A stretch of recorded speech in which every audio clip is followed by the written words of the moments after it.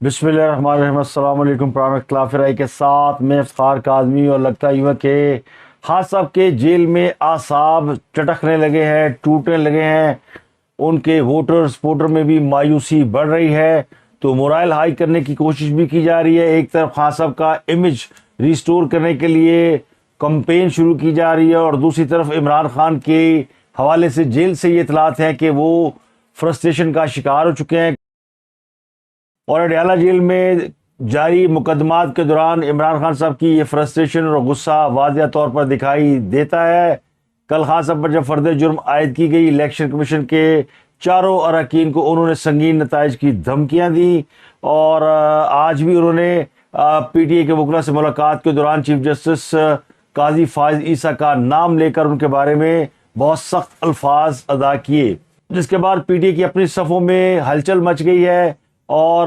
دو دھڑے بن گئے ہیں۔ ایک دھڑا وہ کہتا ہے کہ جناب سپریم کورٹ کے اوپر ہمیں عدم اعتماد نہیں کرنا چاہیے، اور چیف جسٹس قاضی فائز عیسیٰ کے فیصلوں کا انتظار کرنا چاہیے، اور دوسرا دھڑا وہ ہے جسے عمران خان نے چابی بھری ہے کہ باہر جا کے کہہ دو کہ چیف جسٹس تیری ایسی کی تیسی تیری خیر نہیں ہے، تو دھمکیاں دی جا رہی ہیں، اور عمران خان صاحب کہتے ہیں کہ میں اقتدار میں آ کے تم سب کو دیکھ لوں گا، سب پہ آرٹیکل 6 لگاؤں گا، سب کی شکلیں میں پہچانتا ہوں۔ تو وہ شخص جس کے اوپر مسلسل کئی مقدمات قائم ہیں اور ان کے باہر آنے کا کوئی چانس نہیں ہے، ان کے حوالے سے ایک اور خبر یہ ہے کہ ان کی اگلی گرفتاری کے لیے 9 مئی کے کیس میں ان کے وارنٹ جاری کر دیے گئے ہیں۔ تو خان صاحب کے 9 مئی حملہ کیس میں بھی وارنٹ جاری ہوئے ہیں۔ ساری دہشت گردی عدالت فیصلہ آباد نے ISI دفتر کے حملہ کیس میں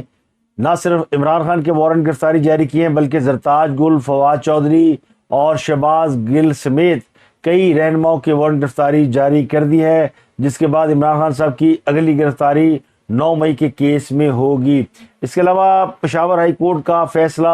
پی ٹی آئی نے آج سپریم کورٹ میں چیلنج کر دیا ہے، درخواست کو نمبر لگ گیا ہے۔ تو ایک طرف پی ٹی آئی اپنی درخواست سے لے کر چیف جسٹس کے پاس جا رہی ہے، اور دوسری طرف ان کے خلاف باقاعدہ کمپین چلانے پر اصرار کیا جا رہا ہے، اور پی ٹی اے کے 2 دھڑے ہیں اس وقت، جس میں موجودہ چیئرمین بیرسٹر گوہر اور سینئر نائب صدر شیر افضل مروت، ان کے درمیان بھی اختلافات کی خبریں نمایاں طور پر آ رہی ہیں۔ دونوں ہی اپنے طور پر عمران خان سے گائیڈ لائن لے کر پالیسی بیان کر رہے ہیں، لیکن شیر افضل مروت جو ہے وہ بیرسٹر گوہر کی پریس کانفرنس میں بیٹھنے سے انہوں نے انکار کر دیا، ان کے ساتھ بیرسٹر عمیر نیازی نے بھی انکار کر دیا۔ بیرسٹر گوہر کو کچھ اور لوگوں کے ساتھ بیٹھ کر پریس کانفرنس کرنی پڑی، لیکن جیسے ہی انہوں نے پریس کانفرنس حذف کی، شیر افضل مروت بھی پریس کانفرنس کرنے آ گئے، جس سے یہ ظاہر ہوتا ہے کہ پی ٹی اے کے دھڑوں میں یا پی ٹی اے کی جو موجودہ سو کالڈ قیادت ہے اس میں بھی اتفاق نہیں پایا جاتا، اور وجہ یہ کہ عمران خان صاحب پینک ہوئے ہیں، اور وہ اپنے قریبی ساتھیوں پر بھی دباؤ ڈال رہے ہیں کہ ان کے لیے کچھ کریں، لیکن وہ کچھ کر نہیں پا رہے۔ تو ان کا چیف جسٹس قاضی فائز عیسیٰ پر عدم اعتماد کا بھی اعلان یا اظہار جو ہے وہ سامنے آ چکا ہے۔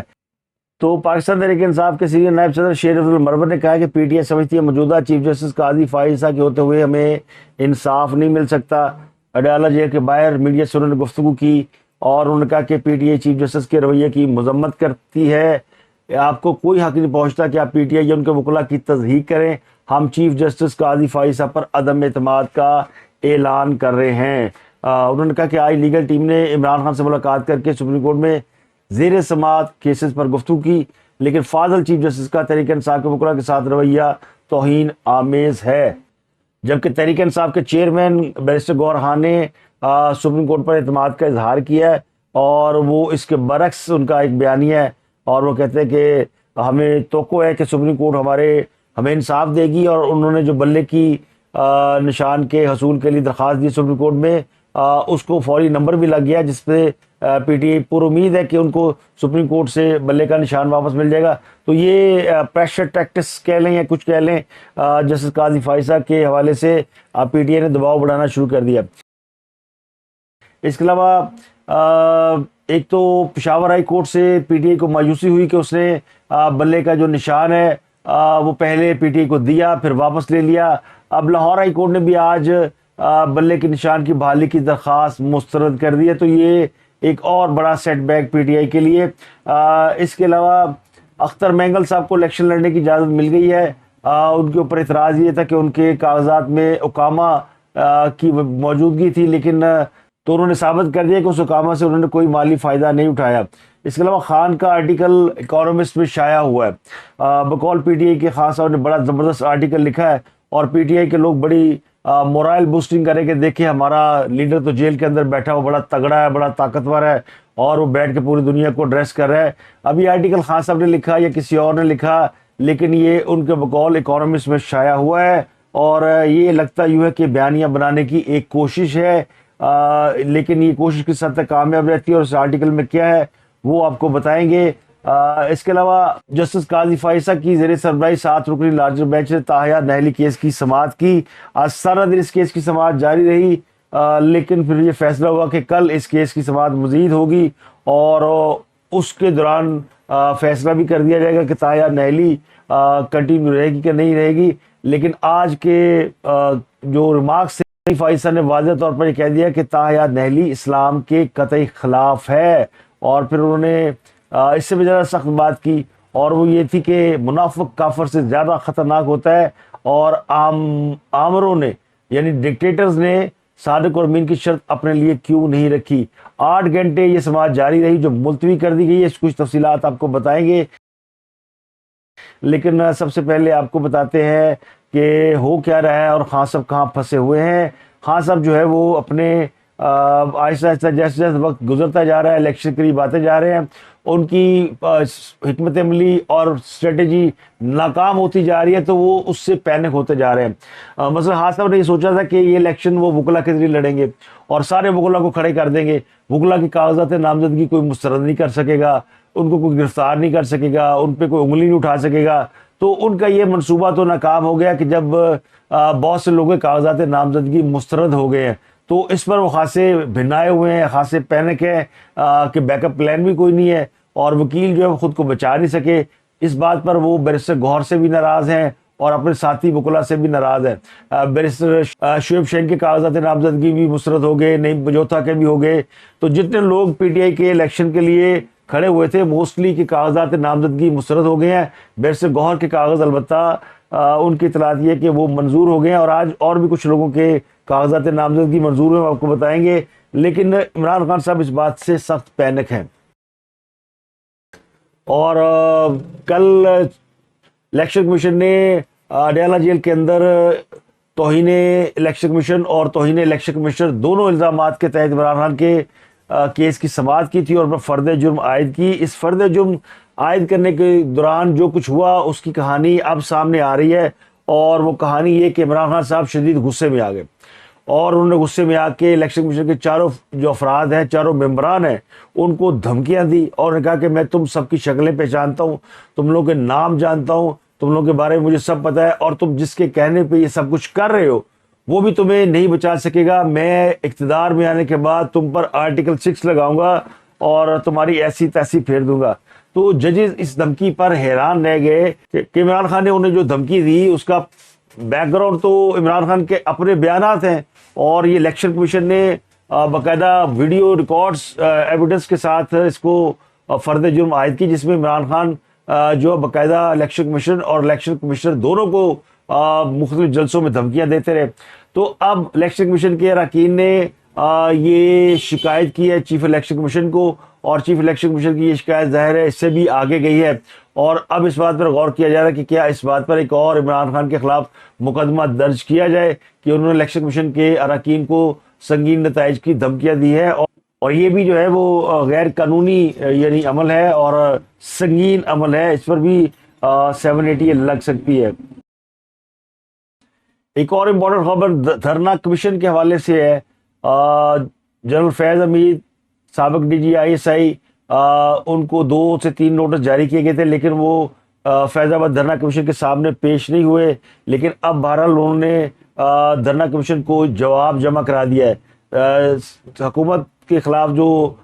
سازش کے الزامات ان پر لگائے گئے تھے اس کی انہوں نے باقاعدہ تردید کی ہے۔ ذرائع یہ کہتے ہیں کہ جنرل فیض حمید کو ایک سوال نامہ بھیجا گیا تھا، اور اس سوال نامے میں جو مختلف سوال تھے اس کے انہوں نے جواب دے دیے ہیں. ان میں جو سوال پوچھے گئے تھے ان میں پوچھا گیا تھا کہ انہوں نے دھرنے کے شرکا سے مذاکرات کس کے کہنے پر کیے تھے. 2017 میں ہونے والے دھرنے کے حوالے سے جنرل فیض حمید نے یہ جواب دیا کہ انہوں نے اس وقت کی جو حکومت ہے یا اس وقت کی جو وزیر اعلیٰ ہے وزیر اعظم شاہد خان عباسی اور وزیر داخلہ احسن اقبال، انہوں نے بتایا کہ ان کی سربراہی میں ایک کیبنٹ میٹنگ ہوئی تھی اور اس میں انٹیلیجنس ایجنسی یعنی ISI کے سربراہ نوید مختار اور ملٹری قیادت بھی شریک تھی. ان تمام افراد کی مشترکہ ہدایت پر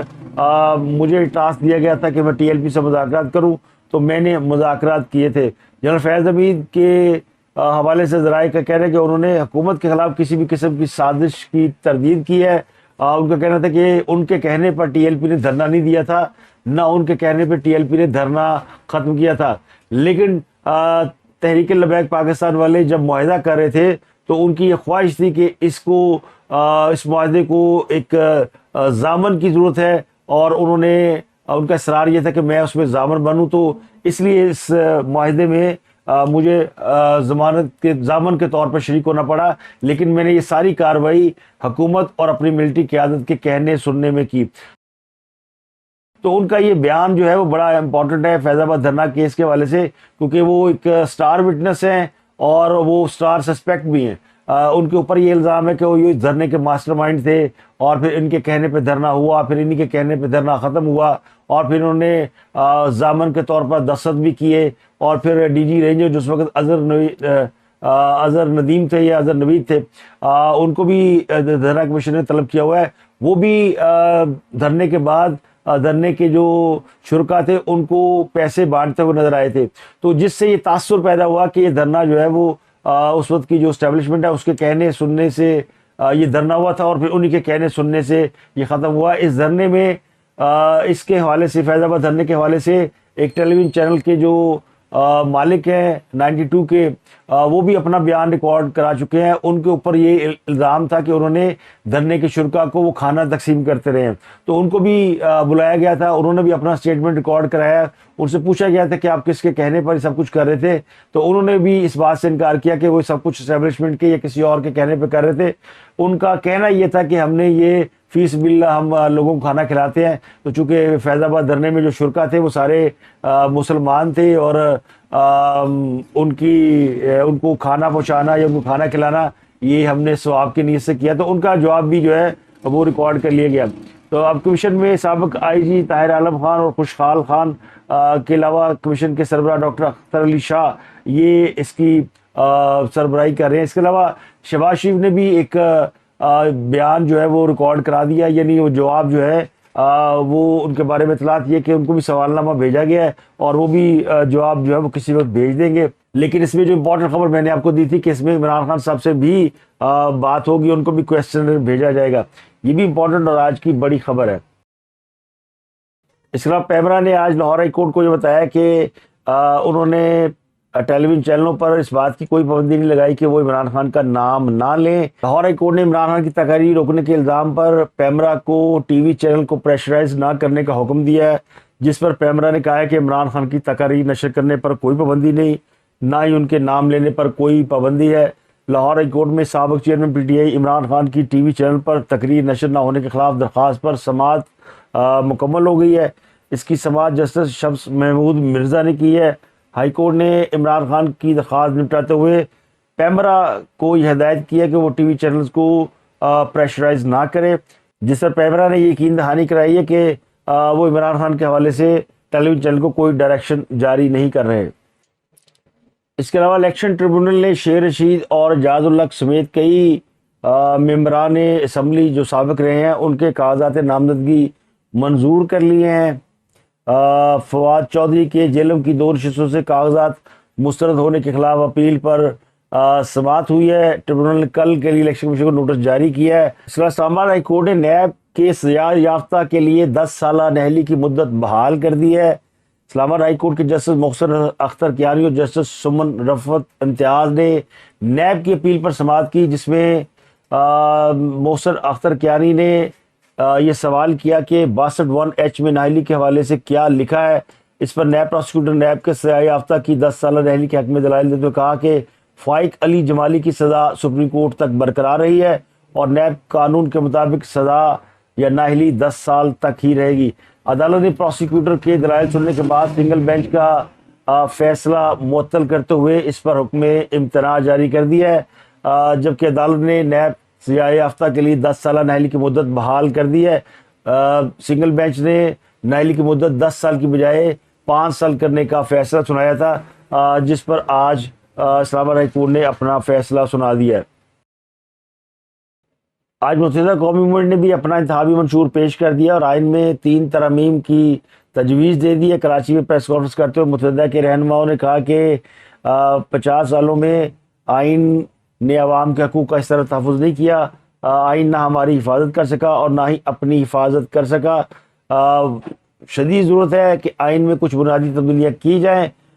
پاکستان اس وقت مضبوط ہوگا جب عام پاکستان مضبوط ہوگا۔ جو تجاویز پیش کی گئی ہیں ایم کیو ایم کی جانب سے، ان کے مطابق شہری اور ضلعی حکومت اور بلدیاتی حکومت کو وفاقی اور صوبائی حکومت کی طرح آئینی تحفظ دیا جائے۔ آئین میں ضلعی حکومتوں کو دیے جانے والے محکمے درج ہوں اور بلدیاتی اداروں کے انتخابات وقت پر کیے جائیں۔ پی ایم کی جانب سے آج جو اعلامیہ جاری کیا گیا اس کی کچھ تفصیلات ہیں۔ بجلی صارفین کے لیے ایک بہت ہی بری خبر ہے، ایک ماہ کے لیے بجلی کی فی یونٹ قیمت میں 4 روپے 12 پیسے کا اضافہ کر دیا گیا ہے۔ یہ نومبر کی فیول پرائس ایڈجسٹمنٹ کی مد میں کیا گیا ہے جو جنوری کے بلوں میں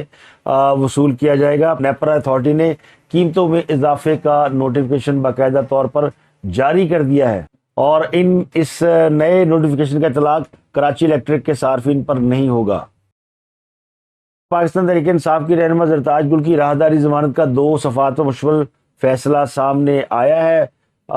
جس میں chief justice Peshawar high court Muhammad Ibrahim Khan نے لکھا ہے کہ زرتاج گل گجرانوالہ پولیس کو 9 مئی واقعہ سمیت مختلف دفعات میں مطلوب ہے۔ درخواست گزار کو درج مقدمات میں گرفتاری کا خدشہ ہے۔ تحریری فیصلے میں کہا گیا کہ زرتاج گل نے عدالت سے درخواست کی ہے کہ ان کا پشاور میں کوئی جاننے والا نہیں ہے تو اس لیے وہ 50,000 روپے جمع کرا سکتی ہے، تو پشاور کی عدالت نے زرتاج گل کی راہداری ضمانت 13 جنوری تک منظور کر لی ہے۔ عدالت نے فیصلے میں ہدایت کی ہے کہ وہ 13 جنوری تک متعلقہ عدالت میں پیش ہو جائیں۔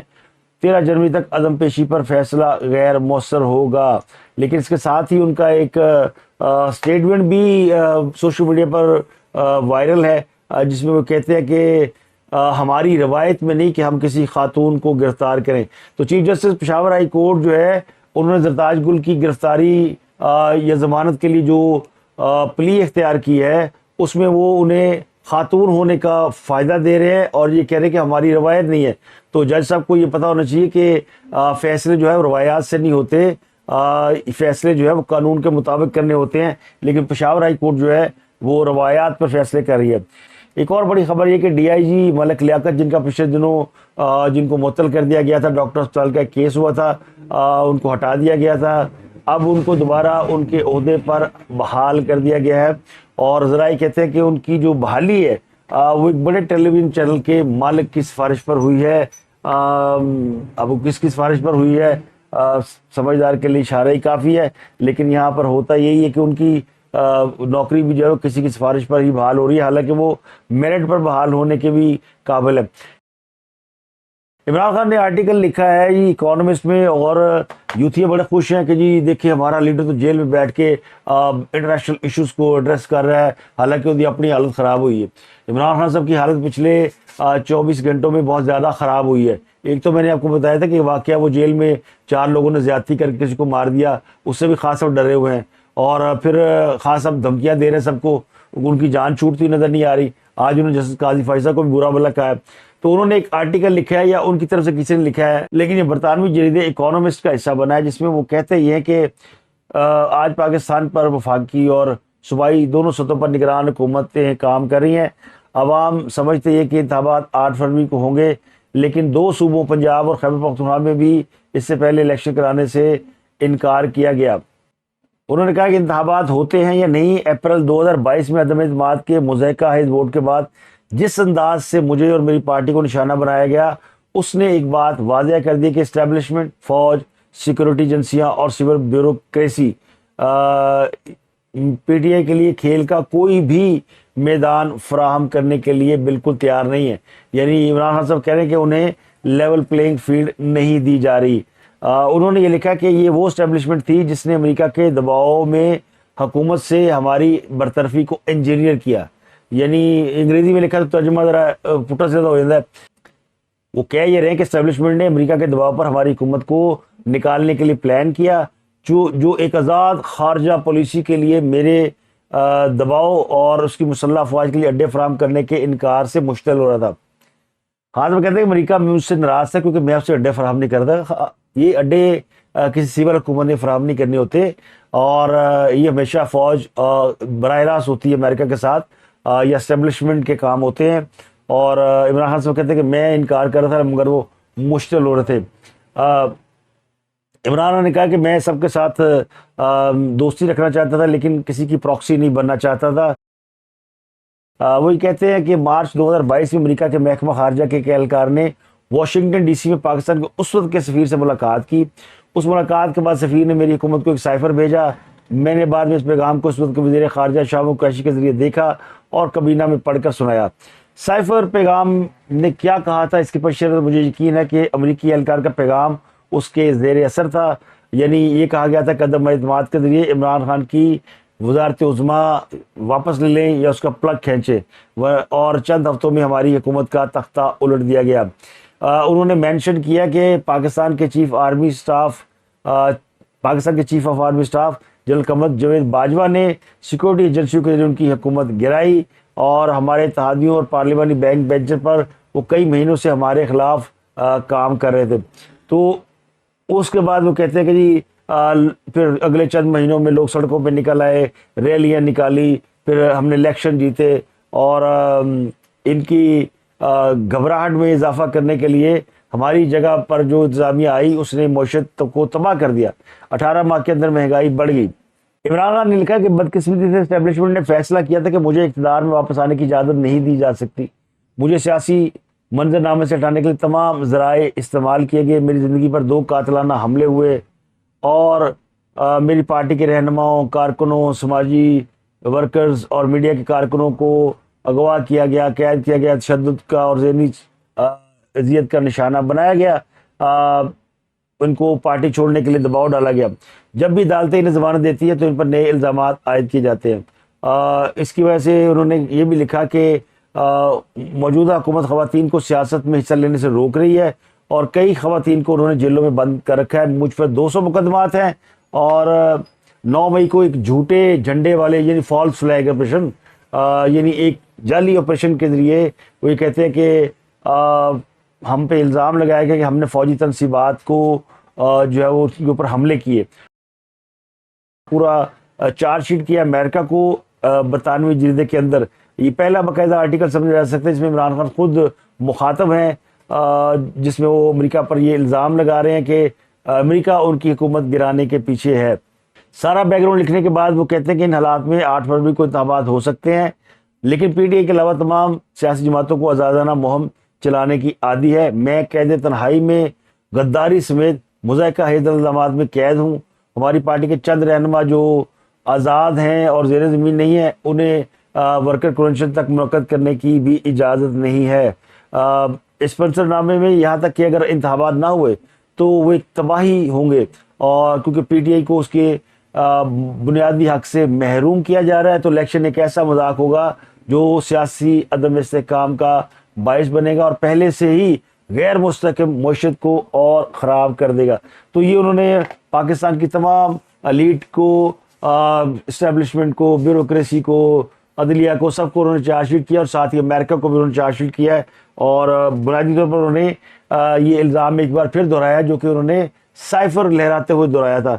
اب اس خط کو انہوں نے کس طرح وہاں پہ خط گیا, کیسے شائع ہوا, کس کے ذریعے گیا, یہ ایک علیحدہ بات ہے. اور یہ خط انہوں نے لکھا بھی کہ نہیں لکھا یا ان کے بہاف پہ ان کے کسی وکیل نے لکھا کیونکہ جو ان رائٹنگ ہے وہ ایسی ہی لگتی ہے. اس پر اگر تحریک انصاف کے لوگ سمجھتے ہیں کہ جی عمران خان اپنا مقدمہ لڑ رہا ہے, عمران خان کی یہ فرسٹریشن ہے کہ وہ جو کہتے ہیں وہ کرتے نہیں. وہ کہتے تھے کہ امریکہ کا نام نہیں لینا لیکن اب وہ اس لیول پر آ گئے ہیں کہ ان کو اور پتہ ہے کہ ان کی جان نہیں چھوٹنی، تو وہ دھمکیاں بھی دے رہے ہیں، اور وہ دھمکیاں صرف پاکستان کے حکام کو نہیں دے رہے بلکہ وہ امریکی حکومت اور باقیوں کو بھی دھمکیاں دے رہے کہ یہ سب کچھ آپ کا کیا دھرا ہے، اور اگر آپ میری جان نہیں چھڑائیں گے تو پھر میں آپ کے اوپر ایلیگیشن لگاتا رہوں گا۔ تو یہ ان کا بنیادی مقصد یہ ہے۔ یہ عمران خان صاحب کا خط ہے۔ اس کے علاوہ طاہیہ ناہلی کیس کی میں نے آپ کو ڈیٹیل بتائی دی ہے کہ اس میں باقی کی سماعت اب کل ہونی ہے۔ کل اس بات کا فیصلہ ہوگا، یعنی جمعے کے روز، کہ نواز شریف کی نااہلی ختم ہوتی ہے کہ نہیں ہوتی۔ یہ بھی ایک اپنی جگہ بڑا مسئلہ ہے۔ تو اب تک کے لیے اجازت، آپ سے ملاقات ہوتی ہے اگلے ولاگ میں۔ اپنا گردنوا کے لیے بہت خیال رکھیے گا۔